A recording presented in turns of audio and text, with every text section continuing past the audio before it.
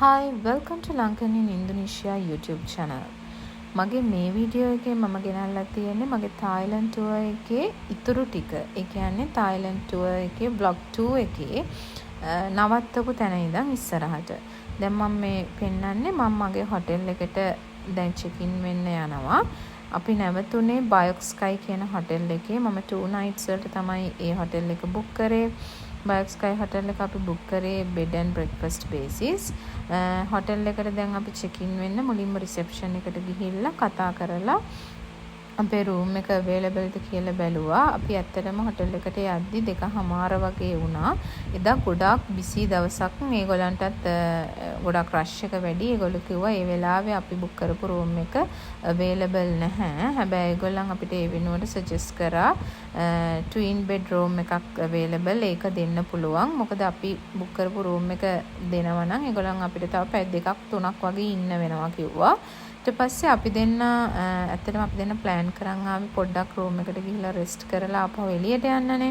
ඒ නිසා අපිට ඒ ටයිම් එකත් මදි වෙන නිසා ටයිම් එක වේස්ට් නොකර අපි දෙන්න ඒ වෙලාවේ අවైలබල් රූම් එක ගත්තා. අරගෙන අපි දෙන්න තීරණය කරා අපි දෙන්න ගිහිල්ලා පොඩ්ඩක් රෙස්ට් කරලා අපි දෙන්නගේ ඉතුරු වැඩ ටික කරමු කියලා. මේ තියෙන්නේ මම එතන රිසෙප්ෂන් එකේ ඉන්න වෙලාවේ නිකන් චුට්ටක් එතන වටේ පේන විදිහ වීඩියෝ කළා. මේ තියෙන්නේ මේ ඔයගලන්ට පේන්නේ ඒ පේන විදිහ රිසෙප්ෂන් එක තියෙන ෆ්ලෝර් එකට. මට ඒ ෆ්ලෝර් එක මතක නැහැ. ඊට පස්සේ අපි දෙන්නට කීස් දෙක යාලා දුන්නා. විනාඩි 10ක් 15ක් වගේ අපි එතන ඇප්ලිකේෂන් ෆෝම්ස් ටික ෆිල් කරලා ඒ ටික ඔක්කොම කරනකන් ඉඳියා. කියන්න ඕනි අපි හොටෙල් එක බුක් කරේ ඒගොල්ලන්ගේ ඔරිජිනල් සයිට් එක through නෙමෙයි Agoda සයිට් එක through. අපි කලින් ඒක බුක් කරලා පේමන්ට්ස් ඔක්කොම කරලා තමයි ආවේ ඔන්ලයින්. ඊට පස්සේ අපි දෙන්න කීස් ඔක්කොම අරන් අපේ බෑග්ස් ඒගොල්ලන් උඩට එවන්නම් කිව්වා. අපි එතකන් අපේ රූම් එකට ගියා. මේ රූම්ස් ඇත්තටම ගොඩාක් ලොකුයි. ගොඩාක් ලොකු ඒරියා එකක තියෙන්නේ. රූම් එක ඇතුළෙත් ලිවින් ඒරියා එක වෙනම ඒ විදියට තියෙනවා. මේ තියෙන මම දැන් රූම් එකට ඇතුල් වෙද්දිම ඉඳන් පෙන්නන්නේ.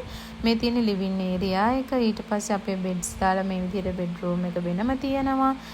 අපිට හම්බුනේ ට්වින් බෙඩ්රූම් එකක් නේ. මේ විදියට තමයි ඒක තියෙන්නේ. ඊට පස්සේ මෙතනින් චුට්ටක් ඉස්සරහට අපි යද්දින් එතන තියෙනවා පොඩි ක්ලොසට් එකක්. ක්ලොසට් එකක් කියන්නේ වෙනම රූම් එකක් තියෙනවා. එතන අපිට ඇඳුම් හැං කරලා ඒ වගේ තියාගන්න පුළුවන්. අපේ ලැගේජස් එතන වෙනම තියාගන්න පුළුවන්. ඒ වගේම මේ වගේ පොඩි ලොකර් එකක් තියෙනවා. අපේ බඩු ඔක්කොම දාලා ලොක් කරන්න පුළුවන්.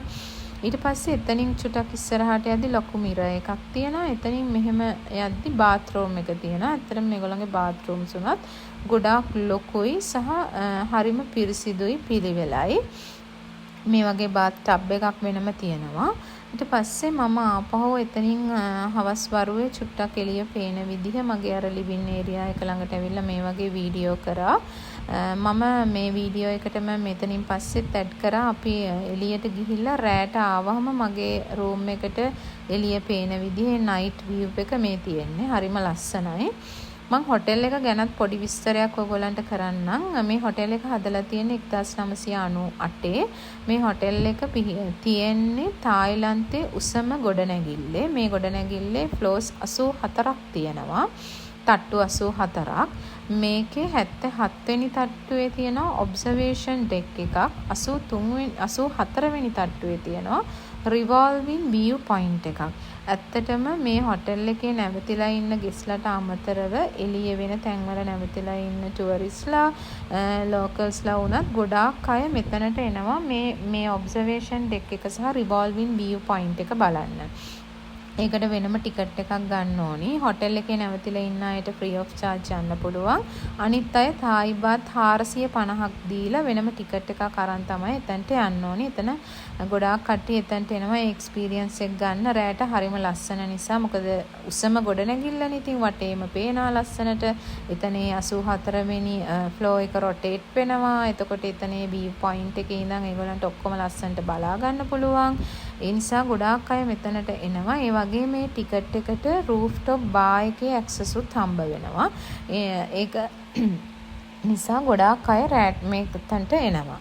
මේ තියෙන්නේ මගේ ෆස්ට් ඩේ එකේ බුෆේ එක. මම ඒකත් ඔයගොල්ලන්ට පොඩ්ඩක් පෙන්වන්න වීඩියෝ කරා. මේ තියෙන සැලඩ් කෝන එක. සැලඩ් කෝන එක මේ විදිහට තියෙනවා. එතන ලොකු ස්ප්‍රෙඩ් එකක් තිබ්බා. ඊට පස්සේ මෙතන මම දැකපු විශේෂත්වය තමයි වීගන් කෝන එකක් තිබ්බා. වීගන් කෝන එකෙත් ලොකු ස්ප්‍රෙඩ් එකක් තියෙනවා මේ වගේ.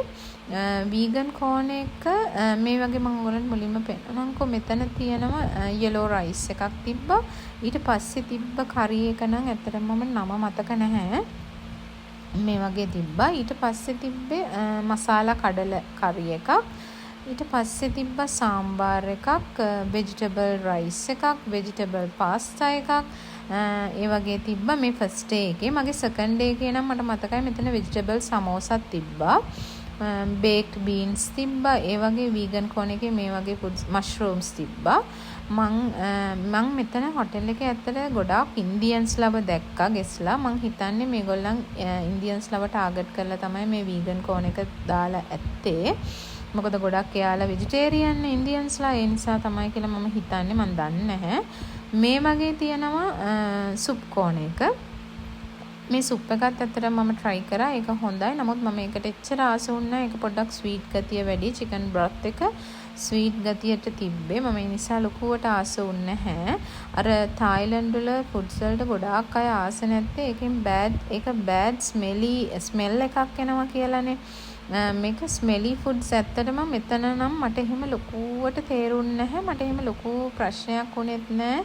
ස්මෙල් එක මේ මොකද මෙතන එහෙම ස්මෙල් එකක් ඇත්තටම ආවේ නැහැ. ඒ නිසා මම ඔක්කොම ඒවා try කරා. මේ තියෙන්නේ Thai dishes. මෙතන අර ඔයගොල්ලන් මුලින් දැක්කේ red curry paste එක දාපු red curry එකක්. මෙතන Thai noodle එකක් තියෙනවා. මේ වගේ තිබ්බා. මට මතක නැහැ හරියටම මේ මොනවද dishes කියලා. මේක ඉන්ටර්නැෂනල් බුෆේ එකක් නිසා ඒගොල්ලෝ ඉංග්‍රීසි බ්‍රෙක්ෆාස්ට් වලටත් ලොකු තැනක් දීලා තිබ්බා. මේ වගේ ෆ්‍රෙන්ච් ෆ්‍රයිස් තියෙනවා. Bacon, sausage, egg poach, egg bullseye, ඒ වගේ එග් varieties උත් ගොඩක් තිබ්බා. මෙතන මේ වගේ අර හදලා තියෙන එක අපි පෙන්නුවම ඒගොල්ලන් අපිට ඒ විදිහට හදලා මේ වගේ සර්ව් කරනවා. අපිට පෙන්වන්න තියෙන අපිට ඕන මොන ඩිෂ් එකද කියලා. එතකොට ඒගොල්ලෝ මේ විදිහට හදලා අපිට සර්ව් කරනවා. එග් ස්ටේෂන් එක ඇත්තටම එග් ස්ටේෂන් එකේ මම කිව්වේ එග්ස් ගොඩක් එක වර්ග එක විදිහට එග්ස් දුන්නා. මේ තියෙන්නේ චිකන් සතේ, මේ තියෙන්නේ පෝක් සතේ, මේ තියෙන්නේ prawn dumpling, මේක ඒ වගේ මේ තියෙන ස්ටීම් බන්ස් වර්ග දෙකක් මොනවා හරි තිබ්බා. තායිලන්ඩ් වල මේක ටිකක් ෆේමස් කෑමක් නේ. ඒ දෙක ඇත්තටම හොඳයි.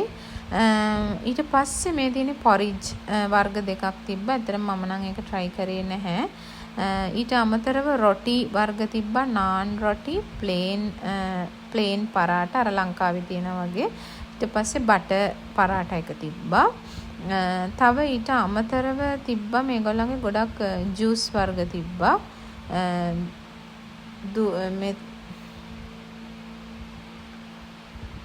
මේ වගේ ෆ්‍රෙෂ් ජූස් තිබ්බා.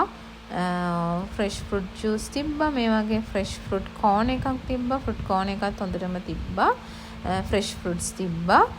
ඊට පස්සේ තිබ්බා ටී කෝන එක. ටී කෝන එකේත් මට ටී වර්ග මොනවද කියලා මතක නැහැ. එතන ඊට අමතරව මේ වගේ සීරියල් තිබ්බා. තව මේ වගේ waffles, pancakes, french toast ඒ වගේ තිබ්බා. මම ඇත්තටම කියන්න ඕනේ මේගොල්ලන්ගේ මේ බුෆේ එක ඕන කෙනෙක්ට මම රෙකමන්ඩ් කරනවා. ඇත්තටම හොඳ වෙරයිටි එකක් තියෙන, ලොකු ස්ප්‍රෙඩ් එකක් තියෙන, හරිම රසයි කෑමත්. ඔයගොල්ලෝ ගියොත් අනිවාර්යයෙන්ම මේ හොටෙල් එක try කරන්න කියලා මම කියනවා. බ්‍රෙඩ් කාන් එකත් හොඳයි. බ්‍රෙඩ් හොඳ ෆ්‍රෙෂ් බ්‍රෙඩ්ස් තිබ්බා. හැමදේම මේගොල්ලන්ගේ හොඳට ඔක්කොම හොඳ ඉංග්‍රීසි බ්‍රෙක්ෆාස්ට් එක හොඳටම තිබ්බා. මම වීගන් ලොකුවට try කරේ නැහැ. ඒ නිසා මම ඒකත් ඇත්තට අර ඒගොල්ලෝ ඉන්දියන් ෆ්ලේවර් එකට තිබ්බේ. ඒකත් හොඳයි, නරක නැහැ. මෙතන තමයි අපි දෙන්න බ්‍රෙක්ෆාස්ට් ගත්තේ. මෙතන ඇත්තටම බ්‍රෙක්ෆාස්ට් එක යනවා 77th floor එකේ 79th floor එකේ 81st floor එකේ. මේ තියෙන 81st floor එකේ එතන එළියේ තමයි අපි දෙන්න බ්‍රෙක්ෆාස්ට් ගත්තේ. මෙතන මාරම වෙනමම එක්ස්පීරියන්ස් එකක්. මෙතන 81st floor එකනේ. එතන ඉඳන් එළිය බලද්දි පේන විදිහ තමයි මම මේ ඔයගලන්ට පෙන්නන්නේ. මම දන්නේ එතන මේ වීඩියෝ එකේ ඔයගලන්ට ඒක ඇත්තටම ෆීල් වෙනවද කියලා ඒ පේන විදිහ. ඒක next level experience එකක්. මේක මගේ ජීවිතේම first time තමයි මෙහෙම experience කරේ ඇත්තටම. ඒකට මම නම් හරිම ආස වුණා. ඒ නිසා මම මගේ first day එකේ second day එකේ දවස් දෙකේම මේ උදේට අපි දෙන්න බ්‍රෙක්ෆාස්ට් වලට ගිහිල්ලා මෙතන වාඩි වෙලා තමයි කෑවේ. මොකද මෙතන වටේ පිටේ බල හරිම රිලැක්සින් තැනක්. ඉතින් නිදහසේ කන්න පුළුවන්. මේ වගේ තායිලන්ඩ් සිටි එකම මේ වටේ ඔක්කොම හොඳට පේනවා. හරිම ලස්සනයි වෙනස් විදිහට. අපි දෙන්න එතනට ආස වුණා. මේ තියෙන අපි දෙන්න රෑ ආපහු පොඩ්ඩක් ඇවිල්ලා එනකොට මම මෙතන පොඩ්ඩක් වීඩියෝ කරා. ඇත්තටම මම මේක වීඩියෝ කරේ මෙතන මේ ගොඩක් සෙනග ඉන්නවා කියලා ඔයගලන්ට පෙන්වන්න. ඒ සෙනග ගොඩක් මේ ඉන්නේ මෙතන මේ ලිෆ්ට් එකට යන්න ඉන්නේ මේ ගොඩක් අය අර මම කියපු 77th floor එකට සහ 84 වෙනි floor එකේ ඒවට ඒව එක්ස්ප්ලෝර් කරන්න ආපු අය. මේ තියෙන rooftop bar එක එතනටත් අපි ගියා. අපි ඉන් හවුස් ගෙස්ලට මේ ඔක්කොම තැන් ෆ්‍රී යන්න පුළුවන්. අනිත් අය තමයි ටිකට්ස් අරන් යන්න ඕන. බාර් එකේ ඩ්‍රින්ක්ස් නම් හැමෝම පේ කරලා ගන්න ඕනේ. එතන ඒවා ෆ්‍රී නැහැ. මෙතන ගොඩාක් අය ෆොටෝස් ගන්න ඒවා බලන්න ඒ විදිහට එනවා. අර මම කිව්වේ කලින් ටිකට් එකක් අරන් එන්න ඕනේ කියලා. එයාලට මෙතනට ඇවිල්ලා එයාලට එක ඩ්‍රින්ක් එකක් මොනවා හරි ෆ්‍රී හම්බ වෙනවා. ඒගොල්ලන්ගේ තායි බාත් 450 ටිකට් එකට එක ඩ්‍රින්ක් එකක් ෆ්‍රී ඔෆ් චාර්ජ් මේගොල්ලන්ට ගන්න පුළුවන් මෙතන. මේ තියෙන ඔයගොල්ලන්ට පල්ලෙහාන් අර පොඩියට පේන්නේ අර චතුචක් මාකට් එකේ මාකට් එක තාම ඕපන් කරන ගමන් ඉන්නේ. එතනත් උඩට ඉඳන් ඒ පේන විදිහ මම පෙන්නුවේ. අපි ඇත්තටම හරියටම ඉන්දියේ චතුචක් මාකට් එක ඉස්සරහා තමයි බයොක් ස්කයි හොටෙල් එක තියෙන්නේ. එතන ඉඳන් පල්ලෙහාට බහිද්දි මේ මාකට් එකට තමයි එන්ට්‍රන්ස් තියෙන්නේ. ඒක තමයි මම ඒ දැකලා ඔයගොල්ලන්ට පෙන්නුවේ. මේ තියෙන්නේ ලොන්ජ් එක. හොටෙල් එකේ අපි දෙන්න ගත්ත රූම් එක. ඇත්තටම අපි දෙන්නේ ලොන්ජ් ඇක්සස් එක තමයි ගත්තේ. ඒකට පොඩි ගාණක් ඉන්ක්ලූඩ් වෙනවා. මට එහෙම ගාණ මතක නැහැ. ලොන්ජ් අපි දෙන්න රෑ එළියට ගිහින් ඇවිල්ලා චුට්ටක් ආපහු ලොන්ජ් එකට ඇවිල්ලා පොඩ්ඩක් මොනවා හරි කාලා ආපහු යනවා කියලා හිතලා ආවා. ලොන්ජ් එකේ තියෙනවා ලොන්ජ් එක ඕපන් වෙලා තියෙන්නේ මට මතක විදිහට රෑ 8 වෙනකම් විතරයි.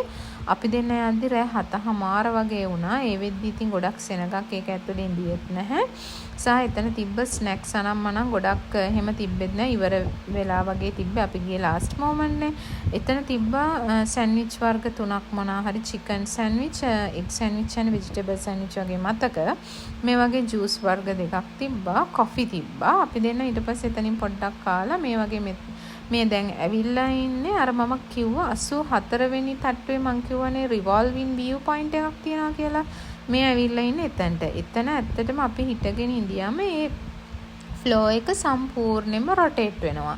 ඒ රොටේට් වෙන එකට තමයි ඇත්තටම මෙතන තියෙන විශේෂත්වය ඒක. අපිට ඔක්කොම මුළු වටේම රොටේට් වෙවි බලන්න පුළුවන්. මේ තියෙන එතනට පේන විදිහ. අපි දෙන්න එතනට යද්දි වෙලාව රෑ 10ට කිට්ටු කරලා මේක උදේ 10 ඉඳන් රෑ 10 වෙනකන් විතරයි රොටේට් වෙන්නේ. රොටේට් වෙන එක නවත්තනවා රෑ 10ට. ආපහු පහුවෙනිද උදේට කවුරු හරි ටිකට් අරන් යන කෙනෙක් ඉන්නවා නම් උදේ 10යි රෑ 10යි අතර යන්න ඕන.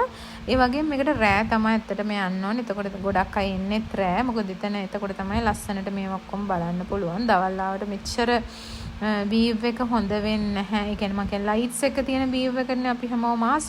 මේ වගේ ලස්සනට පේන මේ පේන ඔයගලන්ට ඒ පාරවල් එතන ඇත්තට මේ එක්ස්පීරියන්ස් එක වීඩියෝ එකෙන් බලනවට වඩා ගොඩාක් වෙනස්. මාර ලස්සනයි. ඔයගොල්ලෝ දැකලත් ඇති මීට කලින් මේක ඔයගොල්ලන් බැංකොක් ගියොත් තායිලන්ඩ් වලට ගියොත් අනිවාර්යයෙන්ම try කරන්න ඕන. එහෙනම් අපි ඊළඟ වීඩියෝ එකෙන් හම්බ වෙනකන් thank you. මගේ වීඩියෝ එක බැලුවට ඔයගොල්ලෝන්ට